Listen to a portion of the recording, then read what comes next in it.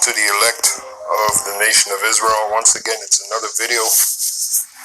Comes at you through the spirit and power of Yahweh, Baal Shem, Yahweh Shai, Baal Shem, Rakakwadash. All praises and glories definitely due, especially in these times. So once again, I want to focus on this prophecy here, Amos, the 9th chapter, in particular the 11th verse, where it says, "In that day will I raise up the tabernacle of David that is fallen." Because in this Israelite thing of ours, in reality, according to the Holy Scriptures, the house that's being raised up right now is the house of David. That is the same individuals, that is the same spirits, that was back there with King David, that helped him run his kingdom. So those are the same spirits that the Heavenly Father Yahweh through his son Yahweh Shai is raising up right now, beginning with David. Okay? And we can go deeper into that. We can bring it up to Yahweh Shai's time. The reason why Yahweh Shai gave Peter the keys to, symbolizing Peter being the lead apostle, because Peter was the head apostle. The reason why that happened is because who Peter was back in his past life, Yahweh Shai knew. Yahweh Shai knew that Apostle Peter back in his past life was David. That's why he was appointed to be the head over the apostles. So in a sense, when Yahweh Shai set up the apostleship, beginning with Peter being the head, he was setting up the tabernacle of David. He was setting up the house of David. And guess what? It's the same thing today. Now, we already told you, brothers, who David is. We believe who David is back in the spirit. So, once again, the house of David, the tabernacle of David is being set up according to the spirit and power of Yahweh Baal Shem Yahweh Shai. All right, so that was Amos 9 and 11, the first part of it. In that day will I raise up the tabernacle of David that is fallen. Absolutely. The tabernacle of David fell back then, right?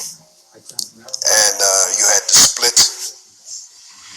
Pretty much Solomon came into power after David, Solomon being the son of David. He came into power. His kingdom lasts for about, 40 years? 40 years of peace and harmony. And then you had what? You had the split of the nation of Israel. You had the southern kingdom splitting from the northern kingdom, or rather the northern kingdom splitting from the southern kingdom. Because when you go into the history, the southern kingdom represents the tribe of Judah, Benjamin, and Levi, which collectively later down the line were called Jews. Then you had the northern kingdom, which was led by the tribe of Ephraim. So you had Judah and Ephraim, the two head tribes. Judah being the head of the southern kingdom, Ephraim being the head of the northern kingdom. Okay? So as we read on, it says, "And close up the breaches thereof." Now, I was meditating on this. The main breach, first of all, let's look up the word breach. Let's do that. Let's look up the definition of breach. Okay, the word breach. We should start there. Now, the definition, this is from, looks like it's from Oxford Dictionary, maybe. It says breach. Put my volume here a bit. There we go. Breach. It says an act or breaking or failing to observe law or law, agreement or code of conduct, a breach of confidence, a gap. Now, this is the definition that refers to what we're talking about here.